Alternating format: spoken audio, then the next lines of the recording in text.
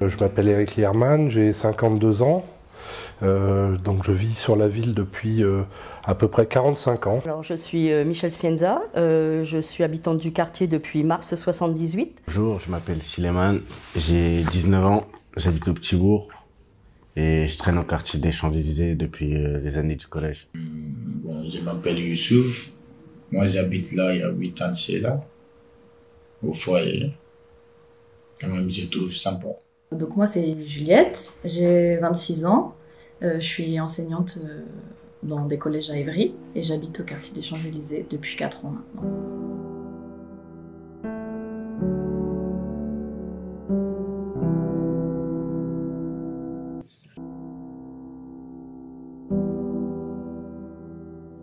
Alors, ce qui est positif, c'est que c'est un quartier qui est assez calme quand même.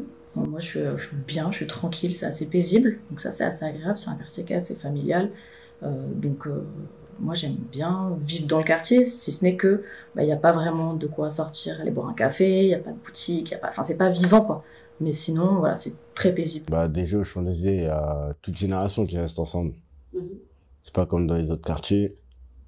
Après ici aussi, comme je disais tout à l'heure, le calme. Et avec les jeunes du quartier aussi, comment ça se passe? Ouais, ça va aussi, hein. On est comme des frères. Comme des frères, parce que vous vous entendez bien, parce que vous partagez des choses, vous voyez souvent. Voilà, on s'entendait bien, on partage les choses. Et vous passez souvent des journées ensemble avec les jeunes du quartier? Tout le temps. Le fait de faire venir un foyer qui a changé les choses, c'est le fait que la ville a vieilli, entre guillemets, a évolué, et que on a vu que cette ambiance où il y avait beaucoup de liens entre les habitants, petit à petit, moi, la perception que j'ai, c'est que ce lien, il se délite, il commence à être de moins en moins présent, parce qu'il y a une forme de renfermement sur soi de la part des habitants, et donc du coup ils sont beaucoup moins sensibles au fonctionnement associatif, et donc du coup vous voyez, c'est pas le foyer qui crée ça, c'est le fonctionnement de la société. Il n'y a pas d'attraction, il n'y a rien du tout, il n'y a pas d'endroit où courir, ni rien du tout. Et il y a le parc, non? Il y a le terrain de foot, non? Ouais, le terrain de foot ici, c'est fait pour les enfants. C'est fait pour les écoliers, t'as vu. Nous, en tant qu'anciens, on ne sait plus où aller. Par exemple, quand on va rester au terrain, il y a la police qui va venir. Ils vont dire qu'on n'a pas le droit, on va aller sur la place, ils vont dire qu'on n'a pas le droit aussi. Il n'y a pas d'endroit où on peut se poser. Déjà, ils ont enlevé les barreaux pour jouer au football. Parce que d'après eux, il y avait des nuances. Et ça faisait du bruit, les gens ils se plaignaient. Ils ont enlevé tous les grillages, ça veut dire qu'on peut même plus jouer au foot aussi. Mais ça aurait été bien qu'ils remettent 1 ou 2 bancs. Vous voyez, c'est Des choses simples. C'est des choses simples, mais on n'a plus rien. Qu'est-ce que vous voulez que je dise à mes voisines qui marchent avec la canne, machin? On va aller s'asseoir où? Où? En bas, il y a trop de courant d'air. Sur l'air de l'autre, là, derrière, vous avez vu l'autre petit parc? En bas, derrière Haïti. Quand on va pour aller au bus, voilà, il y a un tout petit toboggan, 2 trucs qui font sauter, il y a 4 bancs, mais il y a un courant d'air, il n'y a pas de soleil. Et nous aussi, à notre âge, on cherche le soleil.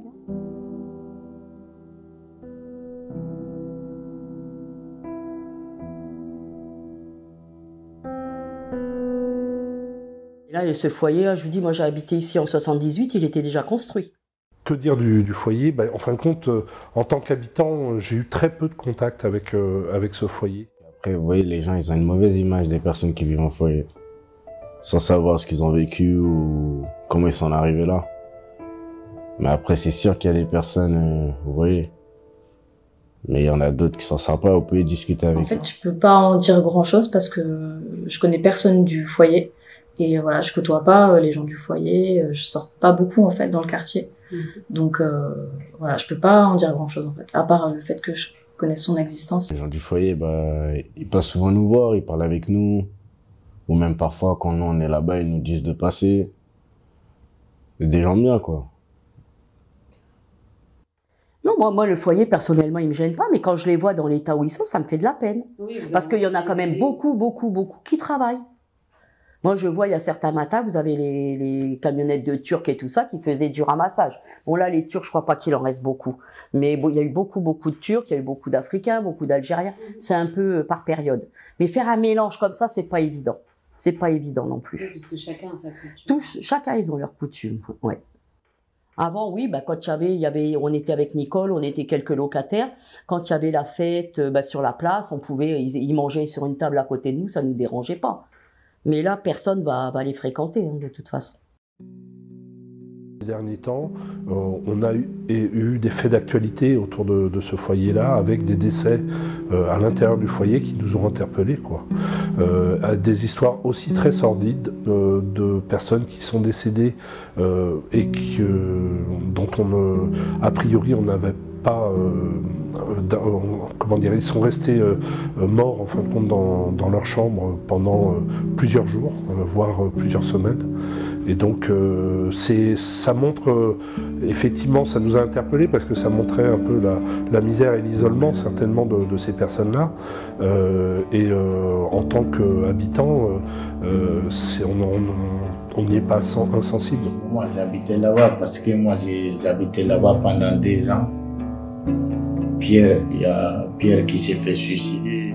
Il n'y avait personne à qui elle se confier ou avec qui elle parlait. Donc c'est pour ça que ça arrive.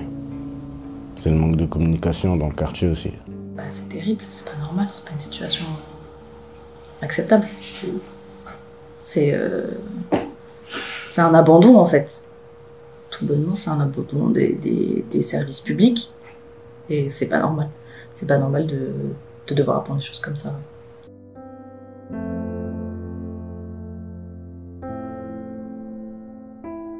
Et là, ils vont aménager quelque chose dans au jardin, quoi. Je sais pas si ça sera que des fleurs ou si ça sera... Ils préféraient d'autres choses. Par exemple, des portes ouvertes, on sait jamais, parce que c'est des personnes qui sont en galère. Tu as des portes ouvertes dans des entreprises ou des... Mais le jardinage, ça se peut qu'ils n'étaient pas intéressés après.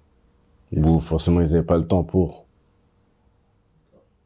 Bon, je sympathise, je les vois, je leur dis bonjour, et puis bon, on peut se croiser sur le banc, enfin, ça m'est arrivé d'aller m'asseoir sur le banc, ils passent, et ils s'arrêtent, ils nous disent bonjour, et puis bon, ça continue. Hein. Si on veut qu'il puisse y avoir un contact, je pense que c'est difficile de leur demander de faire le premier pas.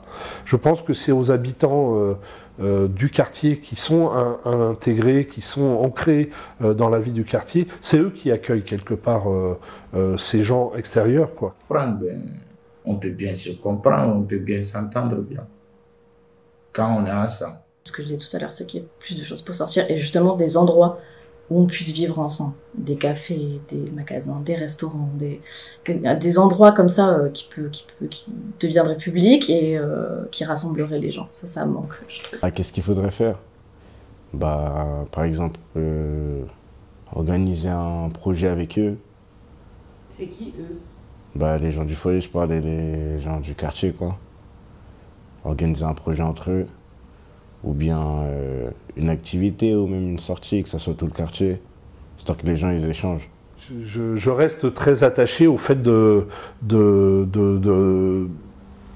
envie de les connaître, quoi. Voilà, c'est ça. Donc c'est l'esprit d'ouverture, le respect de soi, et donc du coup, moi j'aurais tendance à dire, voilà, disons-nous bonjour dans la rue, et puis essayons d'aller un peu plus loin, de connaître l'autre, de s'intéresser à l'autre.